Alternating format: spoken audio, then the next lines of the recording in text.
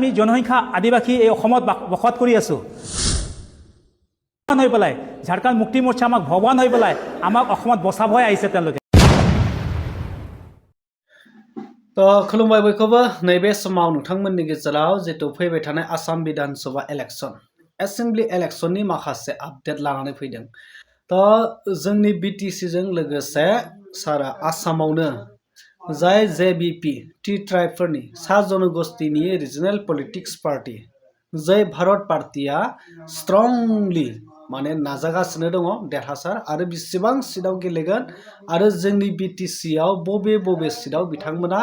Election गेलेनो ready जादों नोंथांमोना नैबे भिडिअनि गेजेरजों जोबजासिम नायलांब्ला बुजिगोन थारैनो नोंथांमोना बयबो मिथिखायो जानांगौ जाय सा जनगोष्ठी टी ट्राइबफोरनि रिजनेल पलिटिक्स पार्टी जेबिपि जय भारत पार्टिया बेबारनि जितु आसाम विधान सभा इलेक्शनाव ओरैबायदि माने बाहागो लादों ओरैबायदि स्ट्रंगलि नाजानायनि गेजेरजों बिथांमोना 40टा समस्थियाव गेलेनायनि थांखि लादों आरो जोंनि बिटिसि आवबो बिथांमोना गेलेनायनि थांखि लादों आरो बेखौ बहानिफ्राय एसेबां सापर्ट मोनखो आरो सोर सापर्ट होदों दा नोंथांमोना नैबे ससे भिडिअ क्लिपखौ नायग्रो আমি জনসংখ্যা আদিবাসী এই অসমত বসবাস কৰি আছো আৰু যিহেতু আমাৰ যিটো মানে ইণ্ডিয়ান কনষ্টিটিউশ্যনেল ৰাইটছত যিটো আমি অধিকাৰ পাব লাগে সেইবিলাক আমি পোৱা নাই আৰু নোপোৱা গতিকে আমাৰ জাতিটো বহুত মানে দুৰ্বল হৈ পৰিছোঁ আমি শিক্ষাত বা আমি স্বাস্থ্যত বা আমি অন্যান্য ক্ষেত্ৰত আমি কোনো ডেভেলপমেণ্ট আমি দেখি পোৱা নাই গতিকে আমাৰ এটা ভাল এটা সুযোগ পাইছোঁ আৰু তেওঁলোকে আমাক এটা ভগৱান হৈ পেলাই ঝাৰখণ্ড মুক্তি মৰ্চা আমাক ভগৱান হৈ পেলাই আমাক অসমত বচাবই আহিছে তেওঁলোকে মাত্ৰ তেওঁলোকৰ এটাই স্বাৰ্থ আছে যে আদিবাসী অসমৰ আদিবাসীবিলাক বাচক আৰু তেওঁলোকে বাচি পেলাই নিজে তেওঁলোকক ৰজাৰ নিচিনা জীয়াই থাকক আমি হয় ৰজাৰ নিচিনা আছোঁ আৰু আগতে ৰজাৰ নিচিনাই থাকিম আমি আৰু এই অসমটোত আমি কেলে আমাৰ সকলো আদিবাসী জাতি আমি জীয়াই থকাটো আমি বিচাৰিছোঁ আৰু আনন্দৰে জীয়াই থাকিব বিচাৰিছোঁ আমি কাকো আমি হাত নাপাতো আমি নিজে চৰকাৰ বনাম আৰু এইবাৰ আমি চৰকাৰ গঠন কৰিমেই আৰু আমি গোটেই অধিকাৰটো আমি মানে সংবিধানিক আমি ল'মেই তো আমি এইটো একদম মানে ফিক্স হৈ গৈছে সেইকাৰণে আমি 40টা সিটত আমি লড়িবৰ কাৰণে আমি যুঁজিবৰ কাৰণে আমি একদম সাজু আছো তো আপোনালোকে 40টা সিটৰ নামটো মই কৈ দিব বিচাৰিছোঁ 1 নম্বৰ হৈ গ'ল গোসাইগাঁও 2 নম্বৰ বাখংগুৰি ভেৰগাঁও মাজবাট টংলা কলিয়াবৰ ব্ৰহ্মপুৰ ঢেকিয়াজুলি বৰচলা ৰাঙাপাৰা নদুৱাৰ বিশ্বনাথ বিহালী ৰঙানদী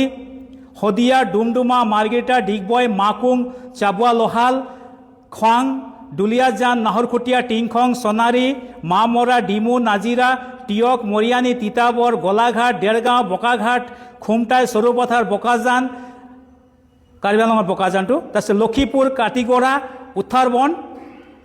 এইটো সমষ্টিত আমি একদম সাজু হৈ আছোঁ আৰু আমি জিকিম আমাৰ চিয়ৰ আছে কোনো আমি ইয়াত সংশয় নাই কেলে আমি আমাৰ জাতিগতবিলাক চেণ্টিমেণ্টেল আমি সকলোৱে মানে জাগি উঠিছে আৰু আমি সকলোৱে মানে জাগি পেলাই কেলে আমি নিজে একটা চৰকাৰ বনাম বুলি আমাৰ গোটেই জনপ্ৰতিনিধি আমাৰ গাঁৱত থকা আমাৰ মা বা ভাই ভনীবিলাক আৰু মা দেউতাবিলাক সকলো সাজু হৈ আছে আমি নিশ্চিন্ত যে আমাক এইবাৰ আমি জিকি যাম ঝাৰখণ্ড মুক্তি মৰ্চাৰ যোগেদি জয় ভাৰত পাৰ্টিৰ যোগেদি আমি চিট দখল কৰিম এইটো 100 চিয়ৰ তো আমি যদি সুখী আছোঁ চবেই একবাৰ হাত তালি জোৰকৈ বজাম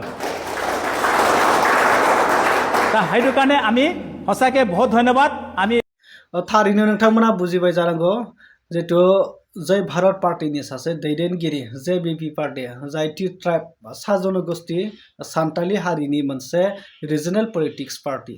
तो बिथांमोना फैबाय थानाय जितु आसाम विधान सभा इलेक्शनाव बिटिसि जों लोगोसे सारा आसामावनो जाय जायगायाव टी ट्राइब हारिया मेजरिटी बांसिन आरो सान्थालि आदिबासी मेजरिटी बारा जेनेरेल सेटआव बिथांमोना बे माने स्ट्रंगलि बाहागोखौ बिथांमोना लागासिनो दङ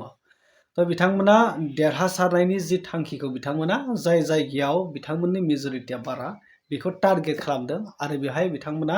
गेलेनो थाखाय देरहानायनि थाखाय बिथांमोना सिमां नुदों तो जितु थांनाय आदिबासी महासभा होननाय मोनसे गेदेर सभा जादोंमोन तो बेहाय झारखंडनि चिफ मिनिस्टार हेमंत सोरेन बिथाङा फैदोंमोन जेरैहाय झारखंडआव जेएमएम पार्टीनि गभर्नमेन्ट दङ झारखंड मुक्ति मोर्चा बे झारखंड मुक्ति मोर्चा पार्टिया जोंनि आसामावबो फैनानै जेबिपि पार्टिजों प्लास जानानै बिथांमोना खौसेयै नांगोन आरो जेसांखिनि ट्राइब हारि दङ सान्थालि हारि दङ बिथांमोननिफ्राय सासे सासे केन्डिडेट होनानै देरहासार खालामनानै बिथांमोना जे रोखा रोखा बुंखादों आसामनि 40 सिटआव गेलेनानै बिथांमोना गभर्नमेन्ट दानायनि मोनसे टारगेट बा सिमां नुदों। थारैनो नैबे बाथ्राया फैबाय थानाय इलेक्शननि समाव मिथिसिगोन। तो बेनोसै जाय झारखंडनिफ्राय बिथांमोनखौ जेएमएम पार्टिया जेरैबायदि थांनाय हेमन्त सोरेन बिथाङा झारखंडनिफ्राय हेफाजाब हरगोन नांगौ जायोब्ला होननानै बुंना गालांनाय बेबादियैनो दिनै बे बिटिसि एसेम्बलि इलेक्शन समाव आसाम विधान सभा इलेक्शन समाव बिथांमोना सापर्ट होनो फैगासिनो दङ बा सापर्ट होगोन मोनफ्रोमबो बिभागावनो। दा नोंथांमोना नुगोन बिनि सायाव बेसेबां प्रभाव गोलैयो थ' फैबाय थानाय इलेक्शननि समावसो मिथिसिगोन। थ' नैबे आपडेटखौ नोंथांमोननि सायाव होबाय। स' आं फोरमायनो सानो जिहेथु जोंनि बिटिसिनि काउन्सिल गभर्नमेन्ट बा रिजनेल पलिटिक्स पार्टिया जे जाय टि ट्राइबफोर सान्थालिफोर बिसोरखौ लानानै पलिटिक्स गेलेनाया एसे टान जासिगोन। थारमाने बिथांमोना गावसोरनि थांखिखौ जाफुंनायाव बा गावसोरनि अधिकार मोननो थाखाय जेरैबायदि बिथांमोना नाजादों जे थांखिखौ लादों बिथांमोना बेखौ मावफुंनो थाखाय जि खामानिखौ मावगासिनो दङ। थ' अब्ला नोंथांमोना बुजिबाय बिनि सायाव आं नोंथांमोननो बांद्राय बाथ्रा बुङा नोंथांमोना बयबो मिथिखायो। बिनि सायाव नोंथांमोना मा कमेन्ट खालामनो सानो कमेन्ट सेक्सनाव थांनानै कमेन्ट खालामना फोरमायदो।